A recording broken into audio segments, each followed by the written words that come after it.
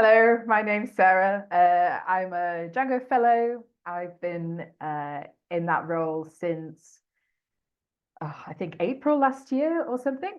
And that means I'm one of the paid contractors to help maintain the Django framework. So I am often on tickets and doing PR reviews, and I'm one of the people that will be merging the contributions into Django and doing releases and things like that. And what I want to talk about today is your first Django contribution. So this is very much advice that I would have found useful when I was getting started, and it was very biased to my own personal experiences. I hope you find them useful, but we can always have a discussion afterwards about different strategies, different techniques and things like this, because I appreciate not everybody is me. But let's go for it anyway. So this whole presentation has the assumption that you have decided that you want to contribute to Django. So you've thought about it and you've gone, right, okay, this is something that interests me. I want to start contributing to the Django code base. And the first place you might end up when you've made this decision is probably Track, which is the issue tracker for Django. So we're not using GitHub issues. In fact, Django is older than GitHub itself. So we've been using this tracker for a really long time, like nearly 20 years. And that's where our tickets are all stored. And you go there and you see, wow, there's like over 1,000 tickets in here. And perhaps you open a ticket and you go, oh, wow, this has been open nearly 20 years. And then maybe you go to the pull requests and you see that there's a roughly like 300 open pull requests. Some of them have literally hundreds of comments. And then you go to the forum, because this is where people like discuss the development of Django, and there are lots of discussions going on there with lots of people engaging. Some people are even like minor celebrities and all this kind of stuff, and you go, wow, that's intimidating. And generally you go, oh my God, how do I do this? This is a lot.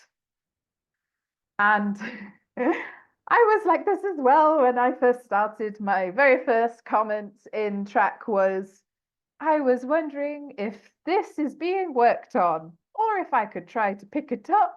Happy to work on it in a group as well, which is not the comment from a confident person who knows what they're doing. So contributing to Django, it's not easy, and I'm not going to pretend that it is easy. It's certainly, there's a lot involved in this process, but it's not impossible. I think everybody here will be capable of getting contributions into Django. It's just going to take some persistence. And the first piece of advice I would have given myself is there is a contributing tutorial, and I know everybody who's part of Djangonaut Space will have already done this tutorial. I do really believe this is a good preparation for introducing you to some of the processes and stuff that we have in Django, and to make sure that you've gotten prepped and you've got the you've got it all locally and set up and you're running your tests, etc. So step one for anybody would be, please go through this tutorial, because it will take you through a lot of the stuff that you will need to know anyway. And so how do we get you from this overwhelmed feeling to actually, getting something into Django? And one of the first steps that makes people really struggle is finding a ticket. It is tough. And it's tough because this is probably not a tool you are familiar with, Track. I mean, there are a lot of tickets there. They don't sound very easy. And it's very difficult to know what you can start with, what you probably shouldn't start with. And to give some background, there are states of tickets. So when someone creates a new ticket in track, the very first state it will be in is unreviewed. That means that it needs somebody else, it can't be that person, to check the ticket and see if it's basically valid or not, or something we want to do in Django or not. And this process happens fairly quickly, and the ticket will either be accepted or it will be closed. And this is important because if you randomly go on track and you just pick the first ticket, there's a good chance that first ticket has not actually been reviewed yet, and it might just get closed very quickly later. So don't just grab the first one off the list necessarily. What you want to always do is filter for accepted tickets, because anything that is not accepted, we don't actually necessarily want contributions submitted for them. So always filter for accepted tickets. Once you apply that filter, there is still nearly 1,000 tickets. Okay, it's a little bit less, but at least now you see stuff which we actually would welcome contributions for, rather than some stuff that perhaps it's just not ready yet. The next tip is really play with track, because there are quite a few features in there that you can use to your advantage in order to make this tool work for you. So one of the ones that people are probably not aware of is you can actually group results by something. And so I like to group my results by a component. And part of the reason I like to do this is normally when you look at the list of issues, it's just in like the most recently created ones are first, and then the older tickets are last, right? So it's completely random, okay? And you will get whiplash reading the different ones about the different areas of the code base. And this will just give you a little bit more of some structure around skimming the different tickets to see what is interesting to you. And the other reason this is useful is because common advice is to pick one component, okay? And if you're starting straight away, you're probably open to contributing in a lot of different areas. So you perhaps don't know a particular area you necessarily want to specialize in yet. So I quite like this as an in-between, that you can still have some structure so that you can see a group of tickets that are similar, but you haven't like completely narrowed your horizons just yet. That's one tip. And then, okay, we'll go to this one. And then, mostly when you're looking at tickets, what I would do is I'm checking for reasons that I don't want to do this ticket, okay? And it's easier for me to rule out tickets rather than to say this is definitely a yes, because nothing is definitely a yes. For me, everything is a bit like, and so there should be reasons why you don't want to do a certain ticket, and then you can like look at something else until you have a list of maybes. Okay, these are the ones you maybe want to do. So red flags, is the ticket being actively worked on? Okay, so has it been assigned to a person recently? And when I say recently in Django, you need to appreciate that it's a volunteer project. It's not super active like it would be in a workplace. Recently is like in the past couple of months. What has there been? Someone grabbed it in the past couple of months, for example. Is there a PR that is attached to the ticket that's had a review, etc.? If there's been no activity for 6 months on that ticket, then you can say it's free. If it's a reasonably new ticket that was never assigned to a person, it is also free. So try to avoid anything that's being actively worked on. Is it like 10 years old and has loads of comments? This is a sign. It's probably tricky. and maybe not the best choice. So whenever you work on a ticket, you need to become the world expert of that ticket, that you understand it better than anybody else who's been working on this ticket before, because you've read every comment about the ticket, every previous PR, every previous comment on it. And the older it is, generally, the more information there is for you to process. There will have been more voices on the ticket comments, on the other PR comments, etc.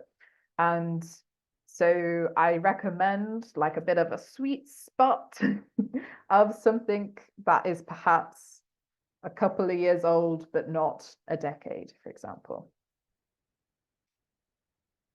Does this require a setup I'm unfamiliar with? So some tickets are database specific. They might require an Oracle setup that you don't know how to do. They might require something like this. That's going to be challenging for you to do. Perhaps it's to do with async and you're not comfortable with that, etc. If the setup sounds really complicated for you to replicate the issue, it's probably not worth that effort. So I would skip it. Does the ticket require a community agreement before it can be progressed? For a new contributor, I would say this is a big red flag, because this requires quite a lot of goodwill and energy and persistence. And you also need to appreciate that at any point, if the community decides it's actually, we shouldn't do this, that's also like a good conclusion kind of thing. Like, it won't necessarily lead to you, if your goal is to get code into Django, this is going to be tough, because you need to really engage with pros and cons of different approaches and solutions and stuff. And because the community is all volunteers, there will be large gaps between you get any feedback on this kind of stuff. So in my opinion, don't choose those tickets if you're just getting started. That would be really challenging. Okay, this particular view is my preferred way of trying to find a ticket to work on. You can see I've got quite a number of filters here, and I've grouped by components. And this strategy, I have named the vulture strategy. So you're filtering for triage stage equals accepted. That's something that you should always filter for. Has patch, yes. This means that somebody submitted a contribution before, usually on GitHub. Patch needs improvement, yes. That means that contribution had a review and it got some feedback. And then you can update the modified column, and you can pick the date it was last modified by to be roughly 6 months ago. And then you can filter for bugs. And I personally prefer to filter for bugs because there's no documentation you need to write. You don't need to get any, well, you mostly don't need to get like an agreement on like whether we should do this or not. It's pretty clear that we definitely want to do this, etc. So it also, for me, it filters out a bit of work and effort. So that was the view I had. The has patch, yes. Patch needs improvement, yes. Modified, you know, this screenshot's a little bit old, but that was roughly 6 months ago. And then it's accepted and it's a bug. And then that really reduced that list down to a very manageable number. And then what I would do is right click, new tab, new tab, new tab, new tab, new tab, etc., with a bunch of ones that sound good. And then on those tickets, you can see in the pull requests, it's not a column, but a thing don't know the word for that. There are links to previous pull requests that are associated to that ticket. If it has a cross through, that pull request will be merged. If it doesn't have a cross through, the pull request is not merged. And so the first thing you should do is check the most recent one to try and see if it's still active. So a sign it's still active is the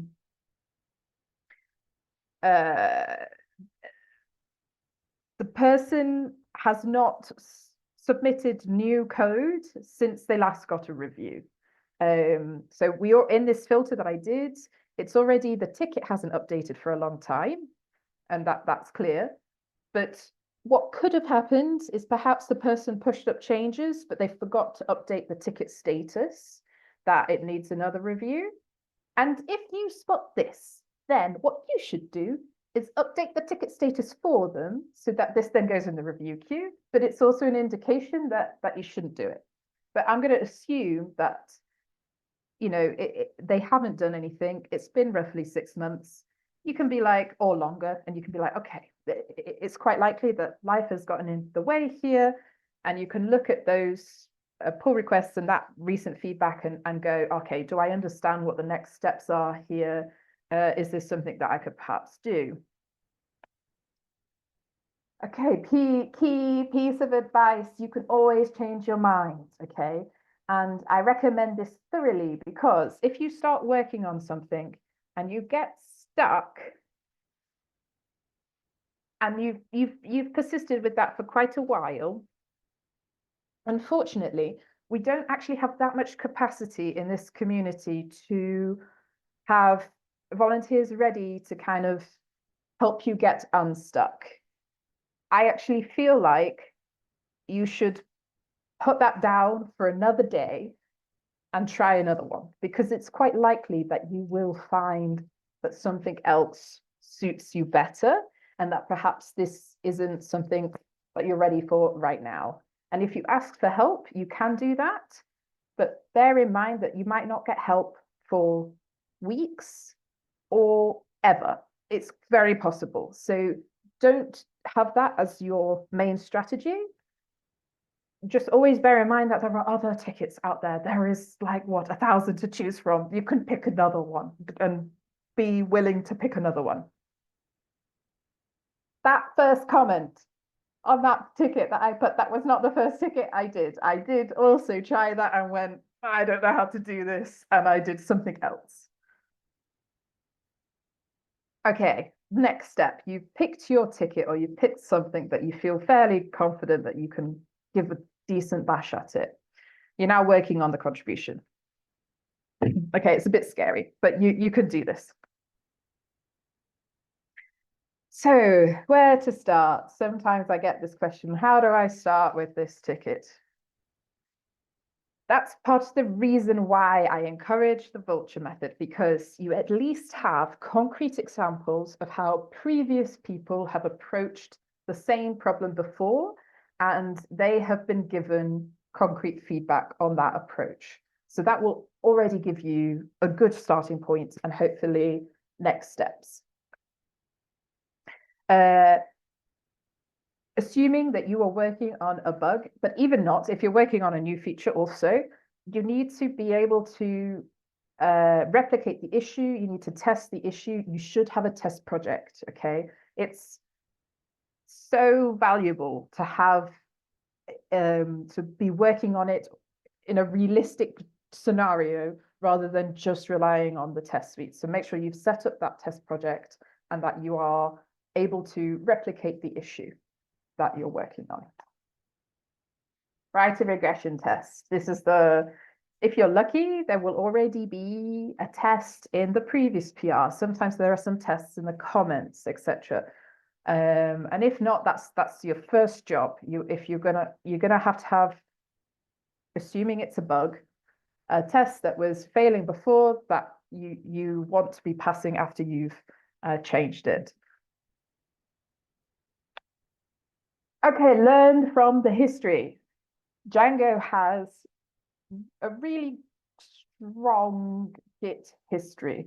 And I would say this is a really good idea to use it when you're working on contributions, because sometimes I get a question about like, okay, I need to write a test. I have no idea how to write a test for that method. Okay. Go to that method that you are wanting to update and look at the Git history of that method. Pretty much every one of those commits will have tests. And if you look into it, you will be able to see how they tested it last time they made some change to that method. And the setup is likely to be very, very similar. And where you put the test is probably going to be in the same area, etc. And even if there was a better place to put it, you'll find that out later. Where if you follow this, it would be like a really reasonable suggestion. You're not going to put it somewhere completely random or something like that. It's not just the Git history that we have. We also have other tickets. Like Django's been around for 20 years. A lot of the problems, we've solved really similar problems before. And so go to track, filter for the component that you are currently working on, and also filter for closed tickets, because those are the ones that you actually want. You want the ones where it got merged and fixed. And look at some of those. If you go, okay, actually that sounds reasonably similar to what I'm working on now, then you can look at that old ticket, look at the commit, which will also be commented at the end of the ticket when the PR for that ticket gets merged. It's linked at the bottom. And you can look at that and learn from that. And like I said already, that the history is super useful, and not just for writing tests, but for example, if you are doing a deprecation, you can go to, in the documentation, I think it's docs internals deprecation.txt. And this is a list of everything that we have deprecated in Django. Look at the Git history of each of those. And each one will be a different commit with an example of a deprecation, okay? And that will include where you have to update the docs and what kind of tests you have to write and all this kind of stuff. So learn as much from history as you can, because in Django, we do things in quite a standard way, and we really try to continue to do it in a standard way. So if you can make it as Django shaped as possible, then it's already a really good start.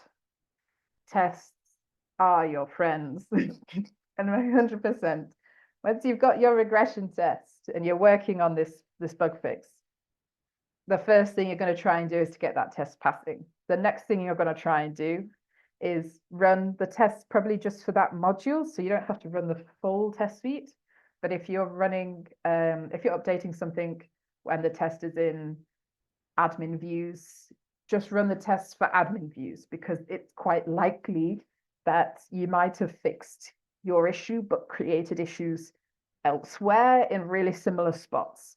And so then you're going to keep playing this game where you tweak it until eventually everything is green at this stage. You get that all the tests are passing. And when I was first starting, that was just all I was doing was try again, run the test, try again, run the test, try again, run the test. Okay, so at this stage, you have a contribution which has the contribution itself, it has tests, and those tests are passing, we've run them locally, and now you're in the stage where you want to get this contribution merged into Django. So you're probably creating a PR at this stage. Django does have a contribution checklist, which has a list of things that you should look for whenever you're doing a contribution. This is also used by reviewers as things that they should check for. So there's no reason why you shouldn't be, you really should be checking for these things yourself, and making sure that you feel like you've done everything in this list that is applicable for your contribution.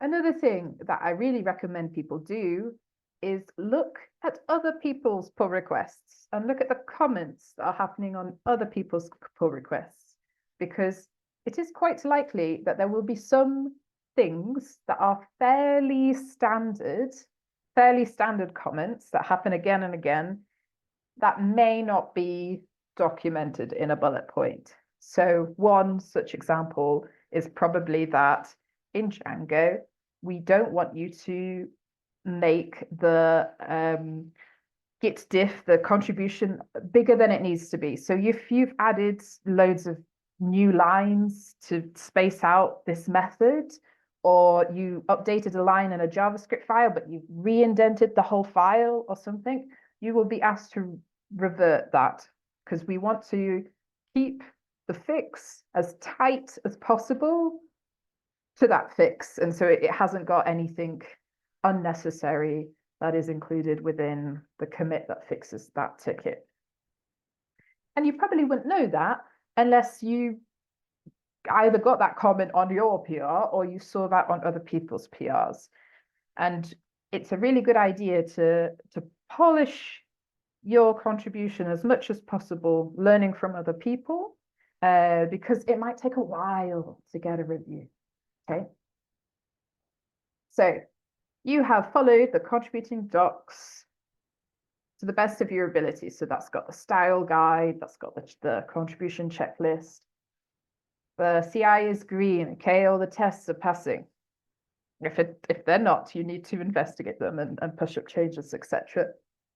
It's possible that perhaps you ran the test only on SQLite and something has broken on the Postgres tests. And if you were working on a contribution which is a follow-on to somebody else's contribution, for example, so you need to make sure you have resolved the comments that that person also got. So you may not have gotten comments on your PR, but make sure you've gone through all of the previous comments on those previous PRs and gone, okay, I did do that thing, I did do this thing, etc. So check that as well. The next thing is the ticket needs to be in the review queue. The review queue.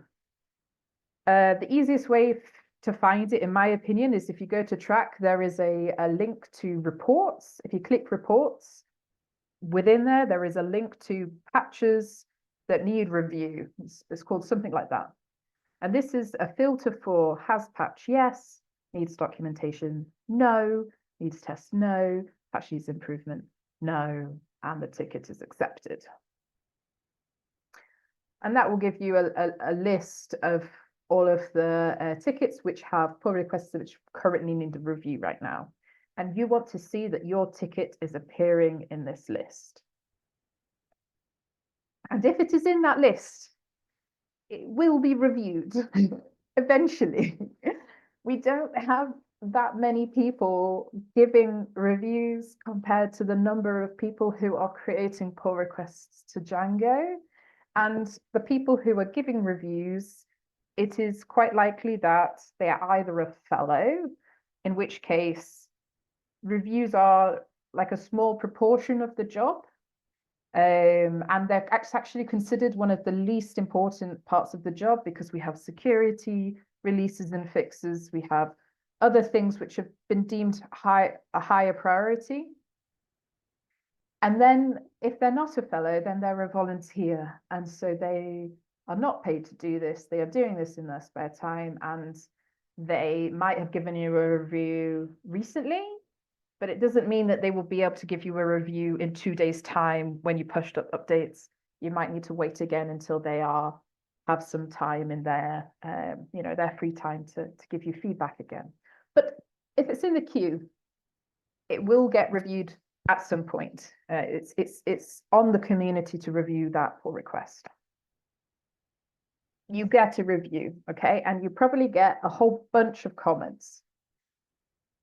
And then the next thing you do is exactly the same thing again. You need to do the changes. You need to check that your changes follows the contributing guide, etc. you push up those changes, check that the CI is green, and you've resolved all of those comments, and then you put the ticket back in the review queue. So, and when I say in and out of the review queue, what will happen on the ticket is the person who reviewed it will likely mark one of those flags like needs documentations, yes, or patch needs improvement, yes, or needs tests, yes. And to put it back in the review queue after you've done all of those things, you would then put no, no, no, no on those things. And then after you've gone through this process a couple of times, what will then happen is, and I should also say, there are people with a particular role who are mergers. And those people are myself, Natalia, Marish, and Claude. Not only will you get a review from the community, maybe somebody from the community has approved your PR, you will also need a review from a merger. And part of the reason is that the mergers have quite a lot of accountability to the changes that get into Django. And so one of the mergers needs to feel comfortable that they're like, yes, okay, I do believe this is ready. And they will have also have done a review. And once you've got a merger who's happy with it, what they're going to do is they're going to mark the ticket as ready for check-in, and then they will merge the PR. Other members of the community can mark it as ready for check-in, and that lets a merger know that it also needs a review from them. A merger might review it, they might agree that it's ready and merge it, or they might give feedback and then put it back to accepted. All of these are possible. But once it's been put in ready for check-in, this is a good sign that you're on the right track. You're basically done now. Maybe you get a few more comments, but it should be nearly there. And then we're, hey, it's in. And that took a while. It's a process. But yeah, it feels really great when it happens. So yeah. So congratulations to anyone who's already achieved that. Anyone who hasn't, it will happen. It is it's a mixture of you being persistent and then having a bit of luck that the community's gained enough time and to have the capacity to give it the attention it deserves. And that ticket that I did comment on, eventually I did do this ticket and got that merged and fixed as well. So like I said, contributing to Django, it's not easy, but it's not impossible. If you stick with it, you can definitely get mergers changed and into Django. I have a feeling that some of these resources you're probably quite aware of, but just in case you didn't know, there is a Djangonaut Space contributing program, which I recommend anybody who's starting to apply for that. I think that's a really good idea to be contributing to Django. Djangonaut Space also has a YouTube channel, which has a number of talks and recordings that are all around, mostly around contributing to Django, and I think they're all really useful. There are some other places on YouTube if you're into talks that could be interesting. So there's Django Under the Hood, which has some of these like long technical talks. They are all quite old. They're probably about 10 years old. However, the core of what they're talking about is often the same. So you might find those useful. On the Django Discord, there is the Contributing Getting Started and the Contributor Discussions channels. They have like a bit of a live chat with some of the contributors to Django are sometimes online and can reply, and there are other very useful members of the Discord community who will reply to you. And then the last thing, we don't have technical docs. Sometimes I get asked, is there some technical documentation I could be reading for X? The answer is no. We have the docs, which should tell you what that thing is supposed to do. But we don't have other diagrams and such and such like that is available somewhere else. And with that, thank you so much for joining and listening. I hope you found that useful.